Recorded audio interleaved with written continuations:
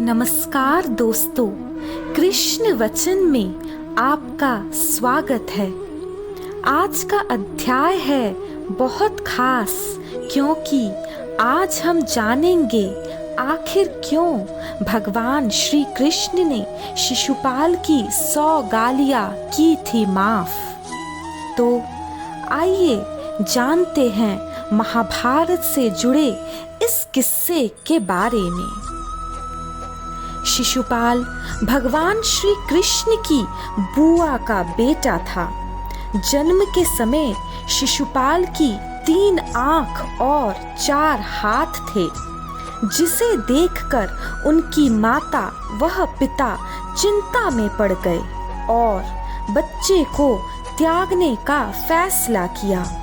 लेकिन तभी एक आकाशवाणी हुई कि इस बच्चे का त्याग ना करे और सही समय आने पर इसकी एक आंख वह हाथ अपने आप गायब हो जाएंगे। साथ ही यह भी आकाशवाणी हुई कि जिस व्यक्ति की गोद में आते ही इसके आंख वह हाथ गायब होंगे, वही इस बच्चे का काल बनेगा।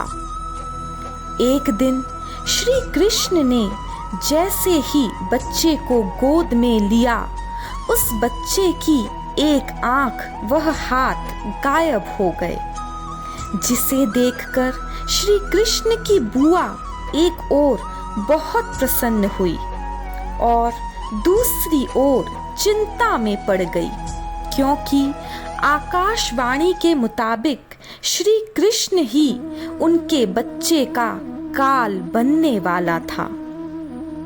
जब श्री कृष्ण ने अपनी बुआ से परेशान होने की वजह पूछी, तो आकाशवाणी से जुड़ी सारी बातें उन्हें बताई। साथ ही कृष्ण से यह भी वचन लिया कि वह उनके बेटे की गलती पर उसे माफ कर दे। ऐसे में बुआ को परेशान देखकर श्री कृष्ण ने कहा कि वे शिशुपाल की 100 गालियां यानी 100 गलतियां माफ करेंगे, लेकिन 101वीं गलती पर उसे दंड भुगतना पड़ेगा। शिशुपाल रुक्मिणी के भाई रुक्मी का प्रिय मित्र था और रुक्मिणी से विवाह करना चाहता था। रुक्मी भी यही चाहता था, लेकिन रुक्मिणी के माता पिता अपने बेटी का विवाह शिशुपाल की बजाय श्री कृष्ण से करना चाहते थे। ऐसे में रुक्मी ने माता पिता के मर्जी के बिना बहन का विवाह शिशुपाल के साथ तय कर दिया और विवाह की तैयारियां शुरू कर दी, जिसके बाद श्री कृष्ण रुक्मिणी को अपने महल ले आए और उनसे विवाह कर लिया।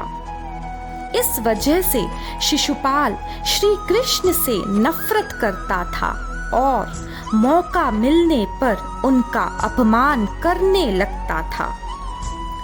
जब युधिष्ठिर को युवराज घोषित किया गया, तो उस दौरान राजसूय यज्ञ का आयोजन किया गया। ऐसे में सभी राजाओं और रिश्तेदारों को न्योता भेजा गया।